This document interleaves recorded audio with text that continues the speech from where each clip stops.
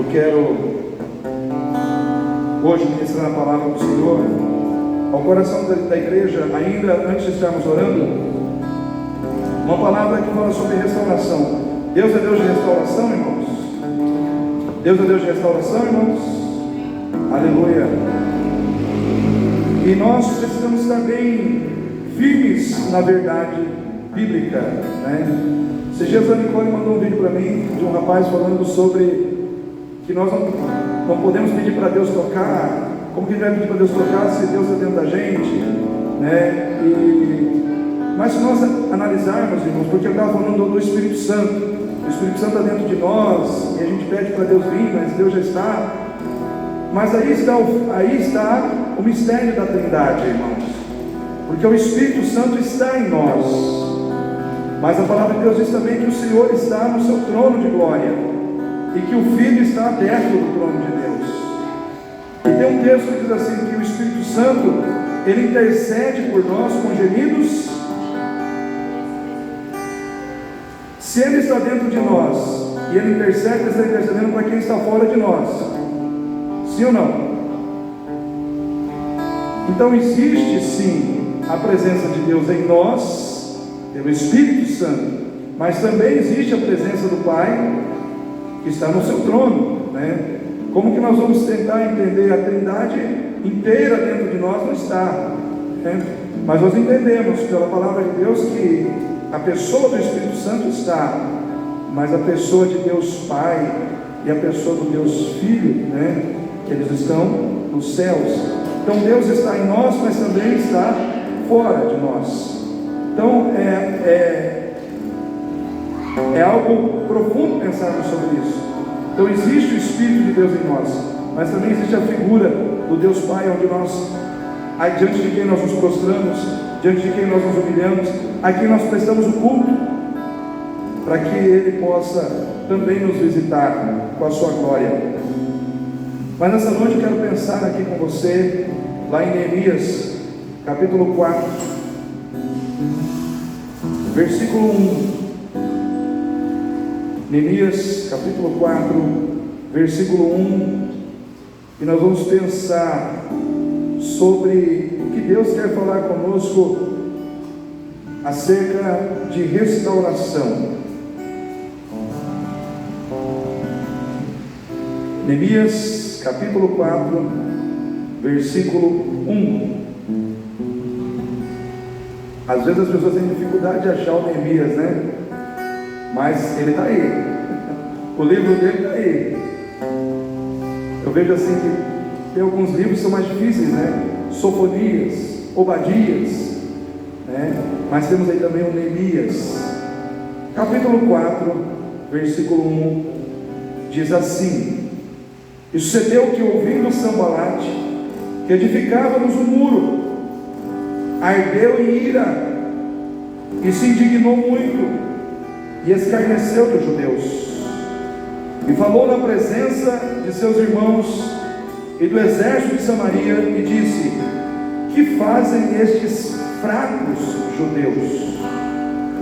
Permitir-se-lhes a isto? Sacrificarão? Acabá-lo-ão num só dia?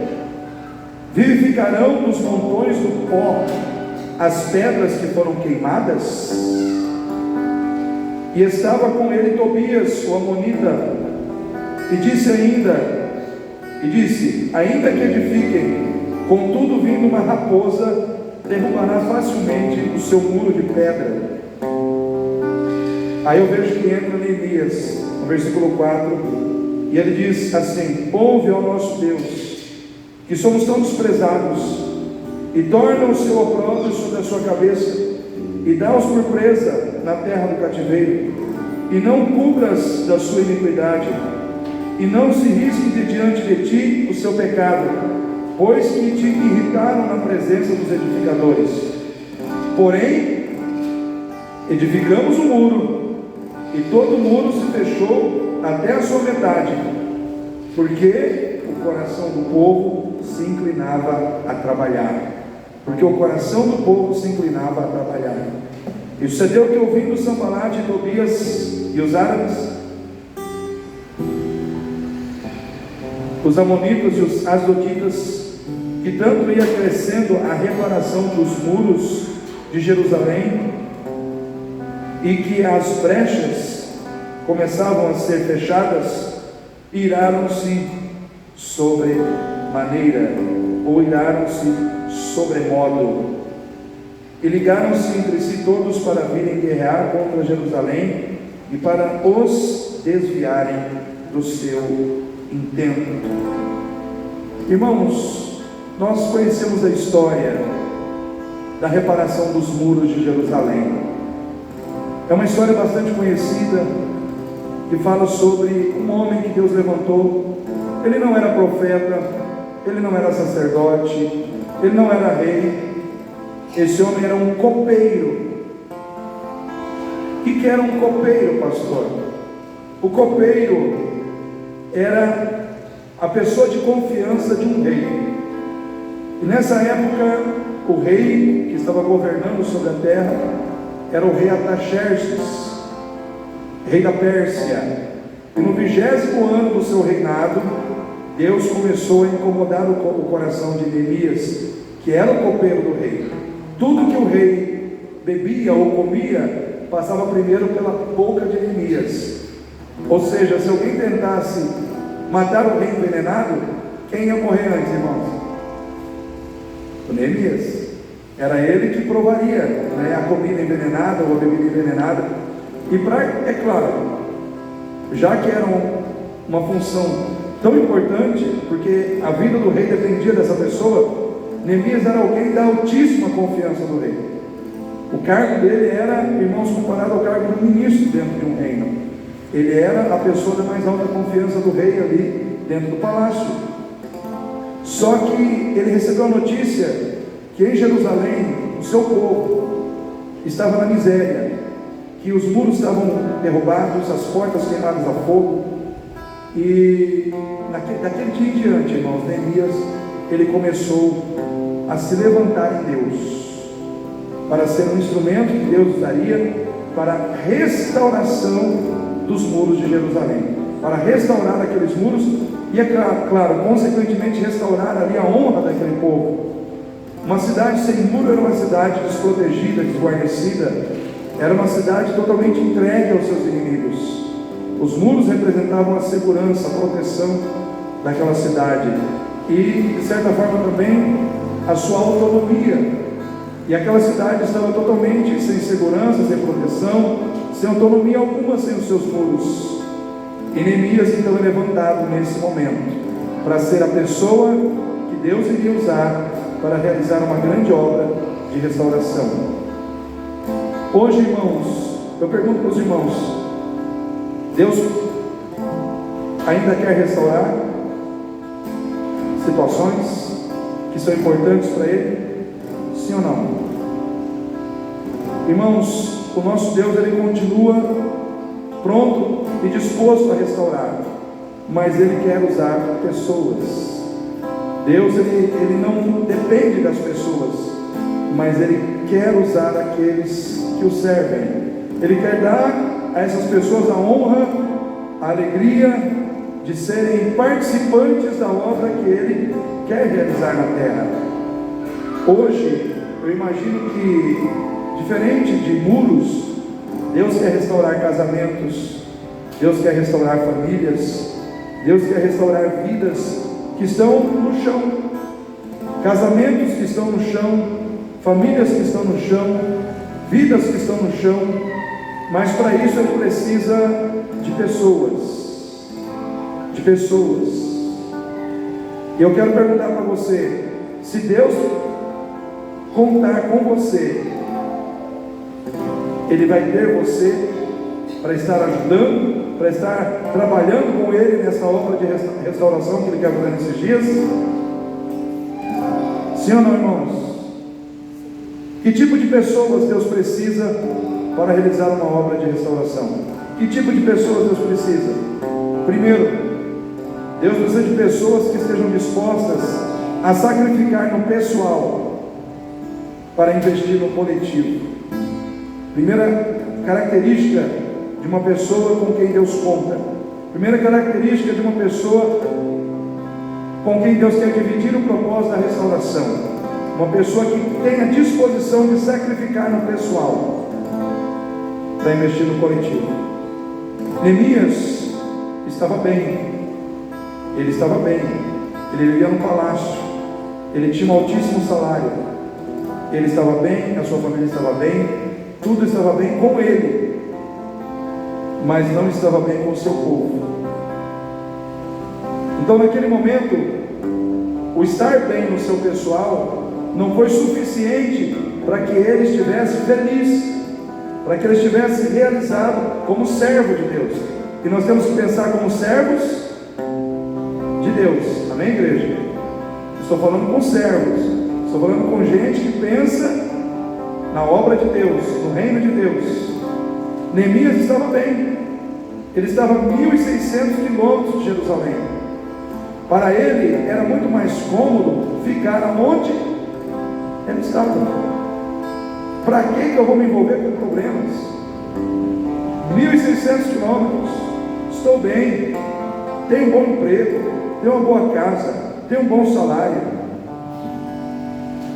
Só que ele não permitiu que a acomodação espiritual dominasse o seu coração. Como servo de Deus, ele não permitiu, irmãos, que os bens materiais que ele possuía, a condição estável de vida que ele possuía, o conforto que ele possuía no seu pessoal, o acomodasse espiritualmente, no sentido de não se importar com aqueles que estavam na miséria, com aqueles que estavam caídos, com aqueles que estavam precisando ser ajudados.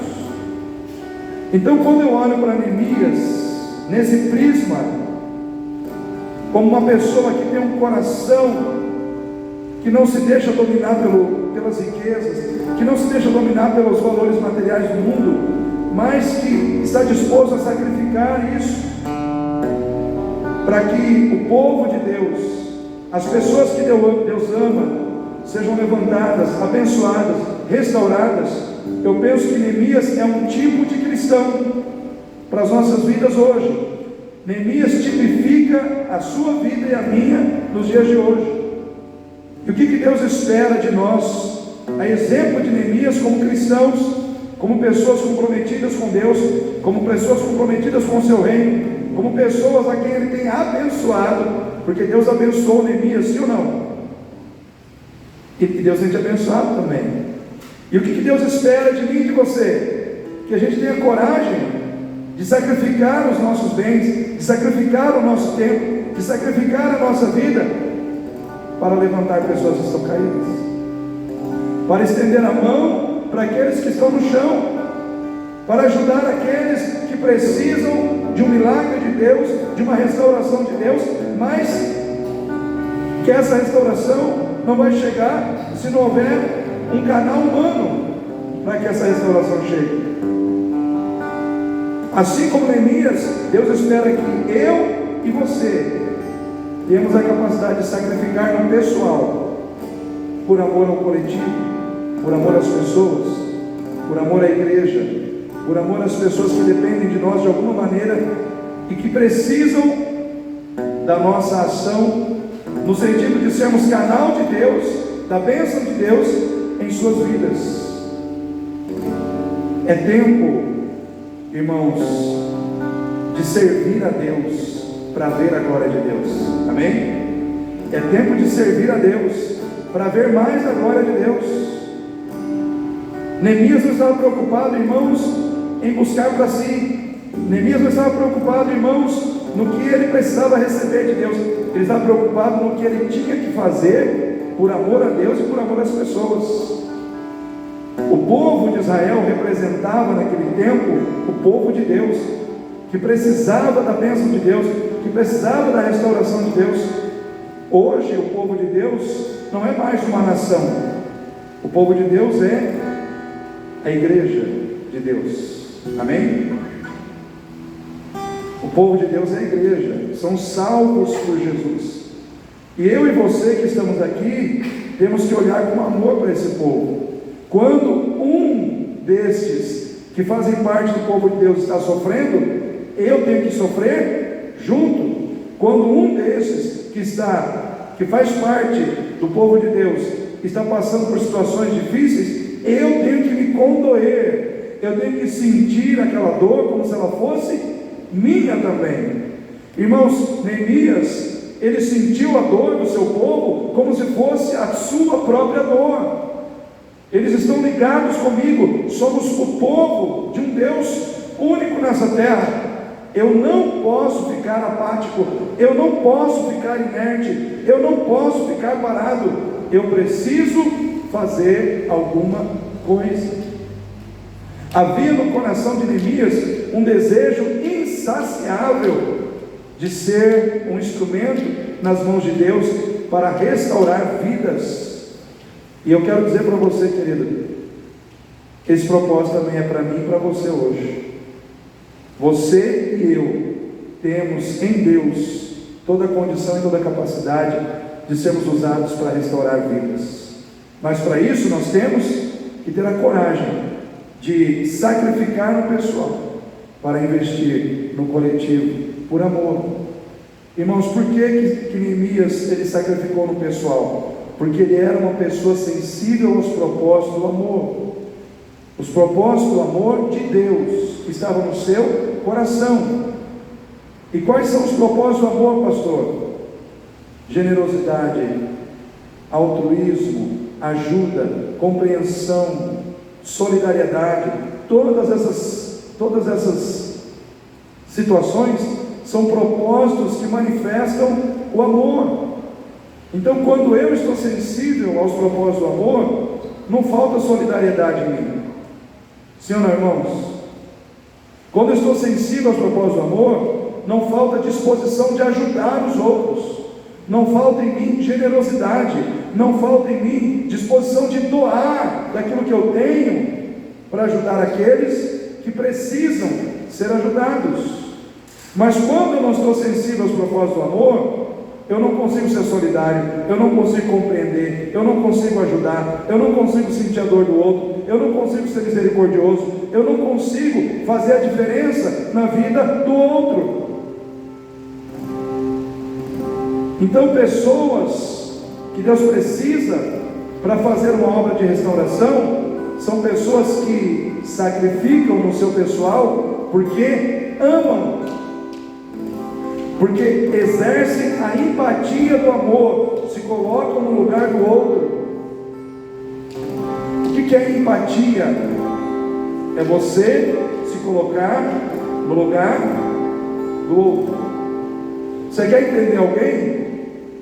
Coloque-se no lugar daquela pessoa. O que Jesus fez quando ele veio a esse mundo?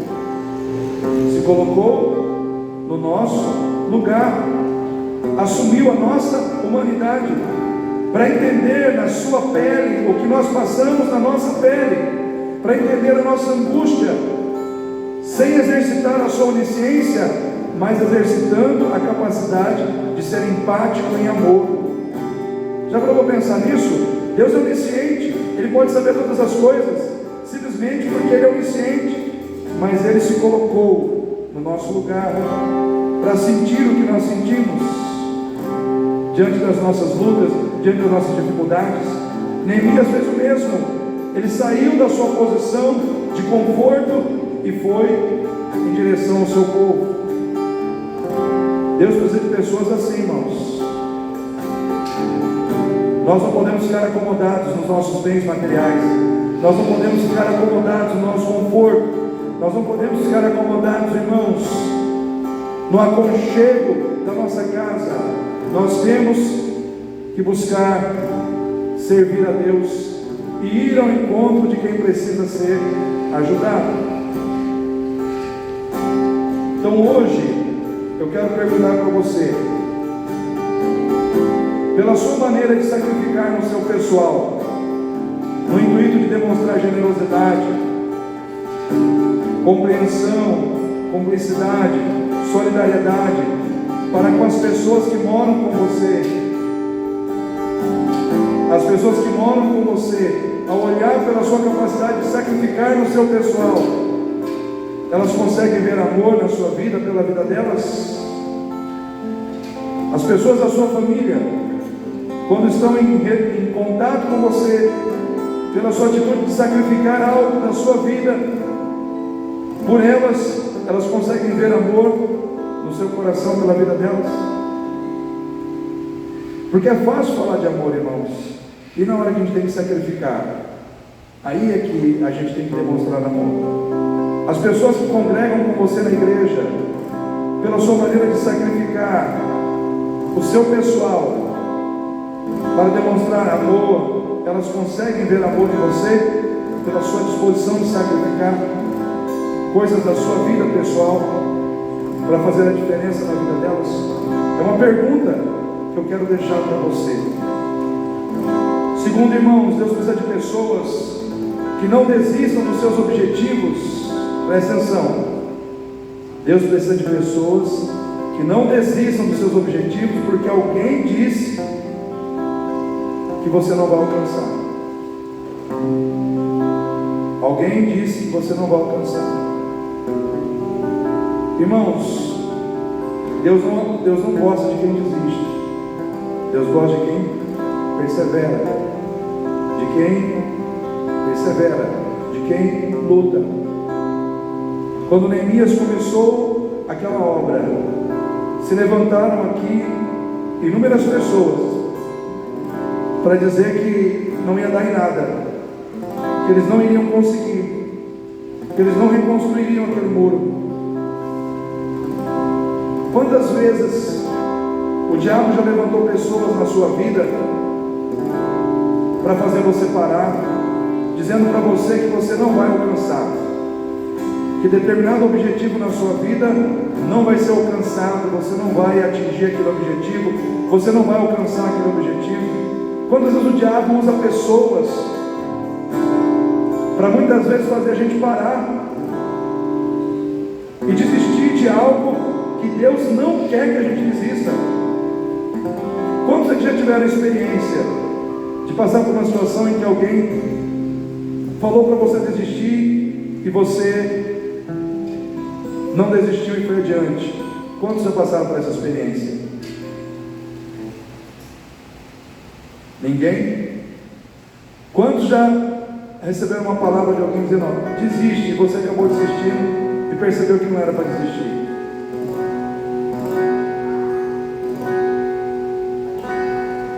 Ninguém também? Eu já contei essa história aqui uma vez, irmãos, uma ou duas vezes já. Que uma vez, quando eu corria, era mais jovem, tinha lá meus 20 e poucos anos, e a gente saiu correndo, era uma corrida de 15 quilômetros, saía lá daquela loja, eles terminavam no Estoril. E aí um companheiro meu, a gente treinou um mês inteiro para correr. E aí quando chegamos perto do shopping, a gente viu que tinha uma multidão muito grande na frente, e ele falou: vamos desistir? Aí eu olhei para ele e concordei com ele, e a gente desistiu. E não era para a gente ter desistido, porque tinha muito mais gente atrás de nós, triplo de gente. Era para a gente ter continuado, e a gente parou no meio do caminho. Quando você para no meio do caminho e você percebe que não era para ter parado, aquilo você nunca esquece. Fica lá. Eu não devia ter parado, eu não devia ter aceitado aquele convite, eu não devia ter cedido à tentação de parar. E muitas vezes é assim conosco. Às vezes pessoas são levantadas para fazer você parar, e é ali que o Senhor vai provar a sua capacidade de perseverar, de ir adiante, de não se render às palavras negativas que muitas vezes vêm ao teu encontro. O poder das palavras. Cuidado com o poder das palavras. Às vezes uma palavra que entra no nosso coração, ela pode nos parar, ela pode gerar em nós uma paralisia espiritual. Quantos aqui lembram do profeta Elias? Profeta Elias, levanta a mão aí. Jezabel disse para ele: vou te matar. E onde o profeta Elias foi parar? numa caverna, em depressão.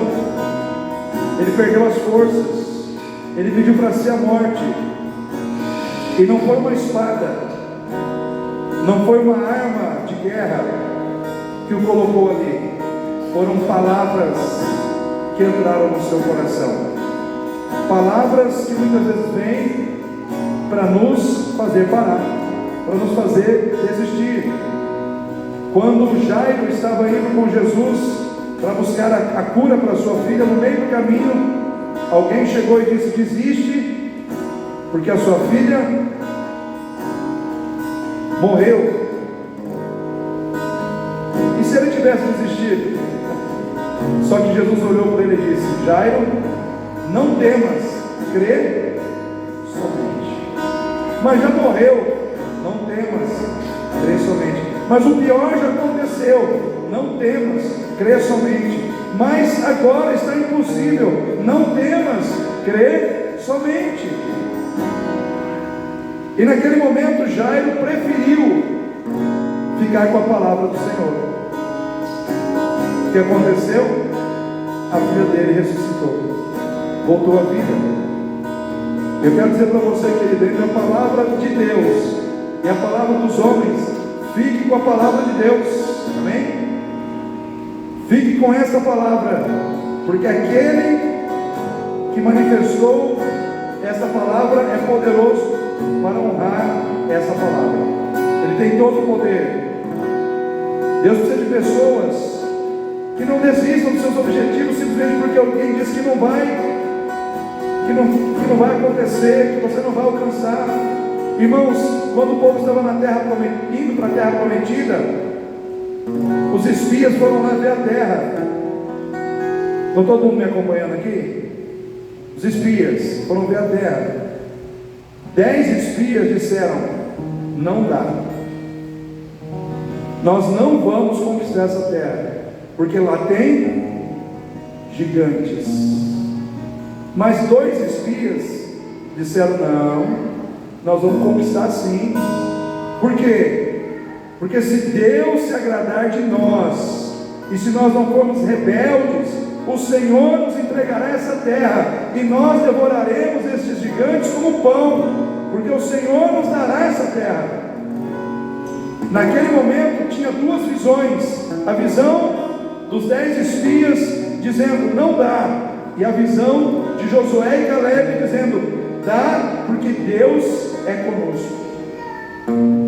E naquele momento houve uma indecisão ali, e Deus se manifestou, defendendo Caleb e defendendo Josué, porque queriam apedrejá-los. Naquele momento que eles se levantaram firmes na fé, declarando que o Senhor faria, declarando que o Senhor daria a terra, aqueles que não concordavam pegaram pedras para apedrejá-los naquele momento. Eu quero dizer uma coisa para você: a partir do momento que você se comprometer com Deus, a partir do momento que você levantar a bandeira da fé, e você quiser acreditar diferente da maioria, prepare-se para ser apedrejado. Pedras poderão ser lançadas contra você. Por quê? Porque você está indo além, você está crendo além do que a maioria está crendo. Queridos, pedras só são jogadas em árvores que dão fruto, amém? Vou repetir: só se joga pedra em árvore que dá fruto. Quantos aqui já jogaram pedra em mangueira para derrubar manga? Confessa o seu pecado, irmão, junto comigo. Não deixa só eu nessa, sozinho. A gente vê aquelas mangas lá no alto, a gente não consegue apanhar. O que a gente faz? Pedra nela, né? Para a gente derrubar. Eu quero dizer para você: se você está dando fruto, você também vai levar pedrada. Mas fica firme, porque no momento em que as pedras forem levantadas para ser lançadas contra você, Deus se levantará para te defender. Ele entrará em cena para ser o seu protetor, para ser o seu escudo, a sua proteção. Para realizar uma obra de restauração, Deus precisa de pessoas que sacrifiquem no pessoal em função do coletivo, que não desistam dos seus objetivos porque alguém disse que não ia acontecer. Mas Deus também precisa de pessoas que permaneçam firmes, que não desanimem diante da ação do inimigo. O inimigo, ele se levantou contra Neemias, contra o povo, na figura de Sanbalate, de Tobias, dos Amonitas, dos Asdoditas. Eles se levantaram como inimigos de Neemias ali, para tentar desanimar Neemias, desanimar o povo. E eles usaram 3 armas, que muitas vezes são usadas contra você, para te desanimar. Primeira arma que o inimigo usou contra Neemias: o desprezo e a humilhação. Quem aqui já se sentiu desprezado e humilhado em algum momento da vida? Desprezo e humilhação. O que fazem esses fracos judeus? Irmãos, naquele momento ali, Sanbalate, Tobias e os que estavam com eles chamaram os judeus de fracos. Vocês são fracos. O que fazem esses fracos judeus? Desprezaram os servos do Senhor, dizendo que eles eram fracos, que eles não conseguiriam, porque eles eram fracos. E muitas vezes o inimigo quer fazer você se sentir fraco. Muitas vezes o inimigo quer dizer para você que você é fraco, que você não vai conseguir porque você é fraco diante das tentações, diante dos problemas, diante das lutas. O inimigo vem e fala: você é fraca, Nicole. Você é fraca, Cecília. Você é fraco, Adalva. Às vezes o inimigo ele quer incutir dentro de nós uma fraqueza. Ele quer colocar dentro de nós, irmãos, uma fraqueza espiritual, para que a gente possa desistir ou para que a gente possa cair. Mas eu quero dizer para você nessa noite que existe um Deus que te faz forte. O povo de Deus nunca venceu porque era forte. O povo de Deus venceu porque tinha um Deus forte que os fortalecia, e em Deus eles se tornavam fortes. Por isso o apóstolo Paulo disse: posso todas as coisas em Cristo que me fortalece. Porque, irmãos, todos nós muitas vezes somos alvo das dificuldades, dos problemas, das ações do inimigo, e às vezes nós caímos, somos derrubados. Às vezes nós nos prostramos diante das lutas, só que o Senhor nos levanta, o Senhor nos coloca de pé de novo. A força de Deus em nós faz de nós pessoas resilientes. O que é uma pessoa resiliente? É aquela pessoa que leva pancada, cai, mas levanta de novo. Levanta de novo. E isso é uma pessoa resiliente. Às vezes o mundo vem e bate em você com força. As circunstâncias vêm e batem em você com força, e às vezes te derrubam. Só que pela força de Deus você é levantado novamente. Quantas vezes você já caiu e já se levantou?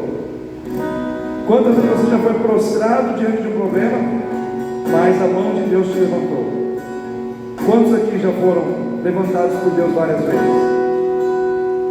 Eu quero dizer para você: se Deus te levantou uma vez, 2 vezes, Ele vai te levantar de novo. Ele está aqui para levantar você novamente. Ele está aqui para colocar você em pé novamente. Não importa. Deus precisa de pessoas que passem pelo desprezo e pela humilhação, mas permaneçam firmes. O inimigo também usou, irmãos, a zombaria e a crítica depreciativa. Eles foram criticados, dizendo: são fracos, e uma raposa vai vir e vai derrubar esse muro. Ou seja, houve aquela crítica depreciativa, colocando defeito no que eles estavam fazendo. Você gosta quando alguém coloca defeito naquilo que você está fazendo?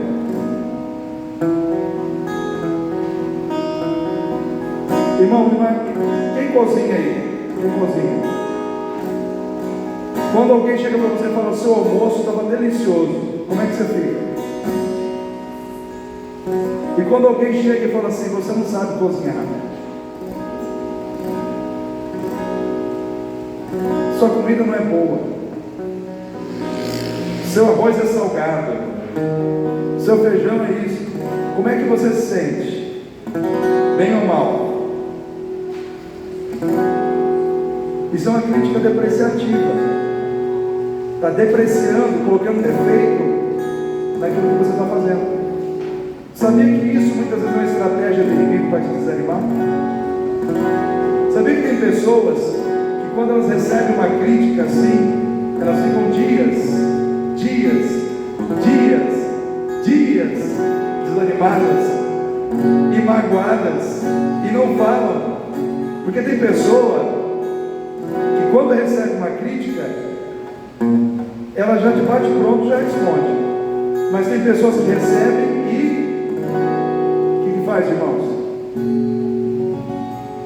Esconde, guarda para dentro. Quem é você? Você é a pessoa que esconde ou você é a pessoa que fala?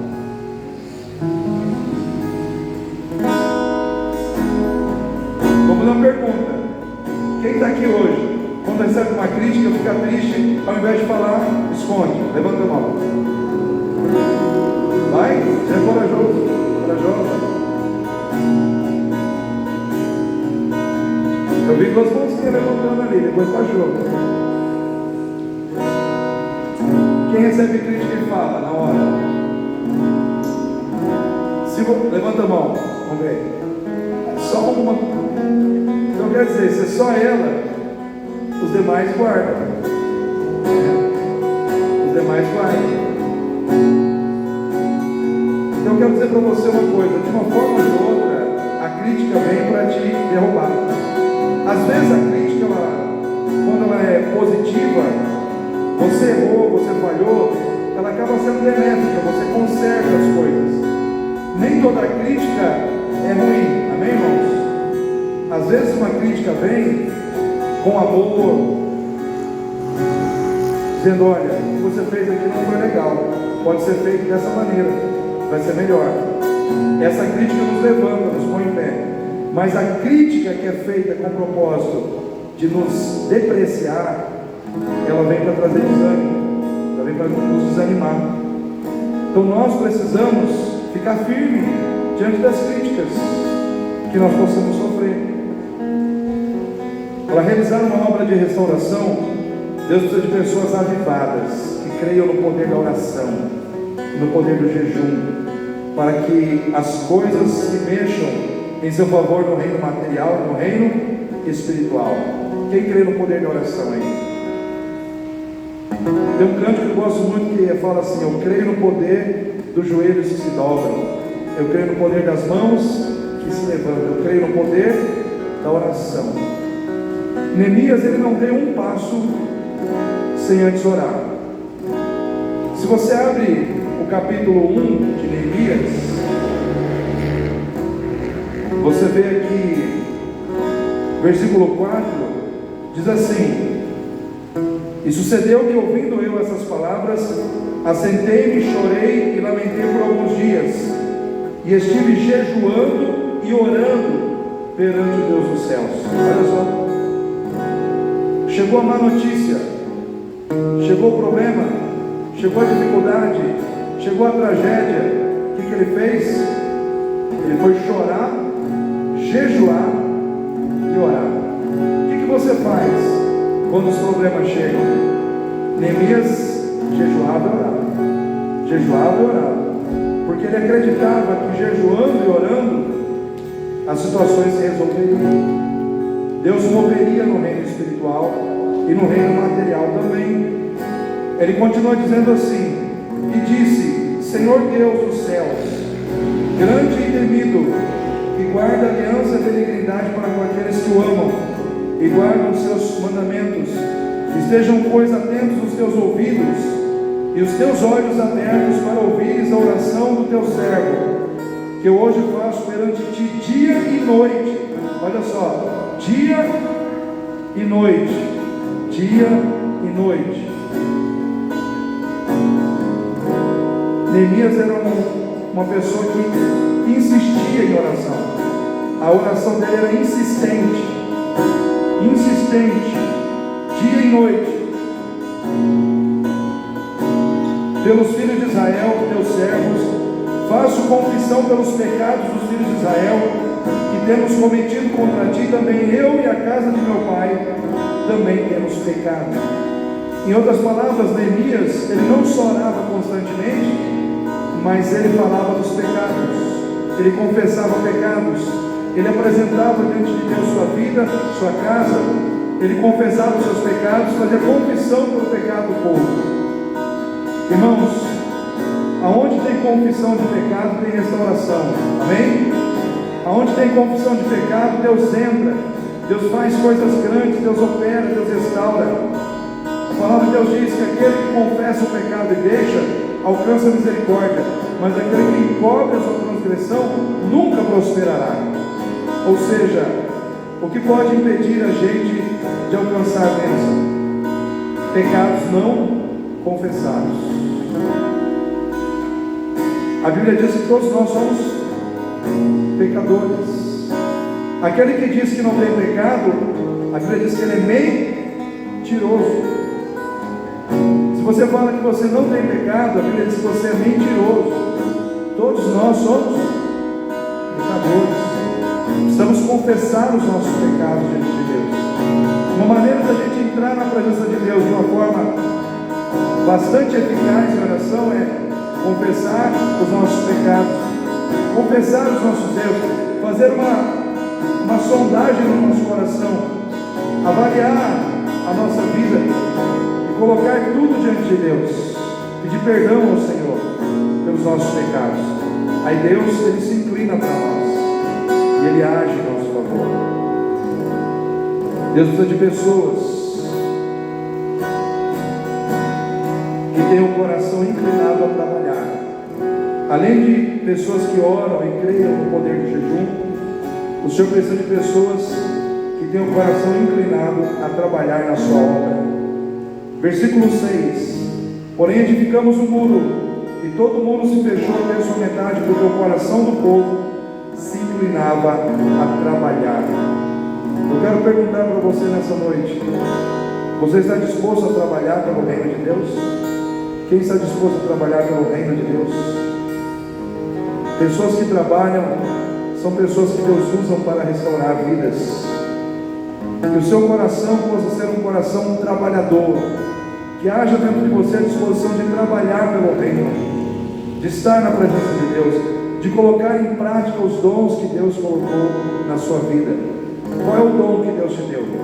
Todos nós, irmãos, somos salvos, todos nós somos cristãos e todos nós somos vocacionados. Todos nós somos chamados por Deus para fazer alguma coisa na sua obra. E nós não podemos negligenciar isso. A sua prosperidade, a sua realização está no seu comprometimento com o seu chamado. Quando você se compromete com o seu chamado, todas as coisas que Deus quer derramar sobre a tua vida vem. Prosperidade, bênção, vitória, tudo vem quando você se compromete com o seu chamado. Então, o que Deus tem para você está dentro do seu compromisso com o chamado que Ele tem na sua vida. A partir do momento que você está vivendo o teu chamado, você está no centro da vontade de Deus. Vou repetir: a partir do momento que você está vivendo o seu chamado, você está no centro da vontade de Deus. Quando você está no centro da vontade de Deus, tudo que você precisa, Deus providencia. Amém? Deus provê, Deus trabalha por você, porque você está trabalhando por Ele. É uma troca. Você cuida das coisas de Deus, Deus cuida das suas coisas. Amém, igreja? Quem quer prosperar aí? Mateus 6:33. Buscai primeiro o reino de Deus e a sua justiça. O que vai acontecer? As demais coisas vos serão acrescentadas. Deus quer acrescentar na sua vida saúde, cura, restauração, prosperidade, tudo que você precisa. Mas tudo isso virá pelo seu compromisso prioritário com o seu reino. Então nessa noite eu quero deixar essa palavra no seu coração. Eu quero perguntar, quem recebe essa palavra aí no seu íntimo? Nesse momento, sai do seu lugar, vem aqui à frente. Eu quero orar com você.